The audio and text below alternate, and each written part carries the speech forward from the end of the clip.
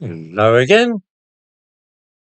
The fact that Angela Rayner left school with more children than GCSEs should not, I feel, bar her from high office. I am not at all sure that having a working class Prime Minister would be a bad thing for this country, but not merely for the sake of it, by which I mean that if a working class politician could be found who was honest, truthful, and sincere, then his or her social class should not debar that person from seeking to be installed in number 10 Downing Street. For Angela Rayner, though, being working class is certainly her unique selling point, but she seems to have little else to recommend her. Indeed, there are many reasons why she should not be the next Prime Minister. Not least of these is a speech which she gave the year before last, a few weeks before the general election, which saw Labour coming to power.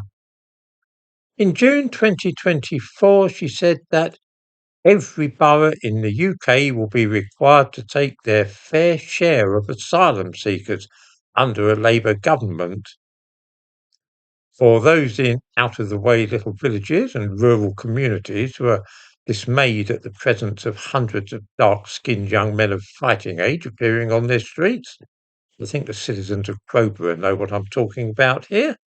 You can't say that you were not warned ahead of time what would happen if Labour got in. This is not an instance of hypocrisy on the part of Angela Rayner, of course. She was very open and clear about what Labour would do if they were elected. The news item which covered this speech, by the way, contained the following sentence: Labour has pledged to clear the 35,000 migrants currently being housed in hotels within a year. That is an example of dishonesty, you see, because there was never any possibility of that being done, as Angela Rayner very well knew. There are currently over 36,000 asylum seekers in hotels.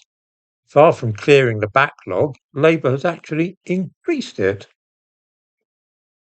The hypocrisy lies in the way that Rayner has expressed herself strongly on the subject of Prime Ministers resigning and being replaced without a general election, and she has now been busily deleting any of her tweets on the subject. A little over 3 years ago, in October 2022, when Rishi Sunak was about to be appointed Prime Minister, Angela Rayner had this to say: He has no mandate. Nobody voted for this. The public deserve their say on Britain's future through a general election. No wonder she deleted that tweet. Still, she has a tough view of dodgy dealings and corruptions in office. In a speech, she said that she wanted to tackle the dodgy lobbying that has brought shame on this House. The Prime Minister has created a corruption scandal that has engulfed his government and his party. Hear, hear. She got that right. Oh, wait a minute, though. She said that in November 2021, and the Prime Minister to whom she referred was not Keir Starmer, but Boris Johnson. I give a link to these things in the description to this video.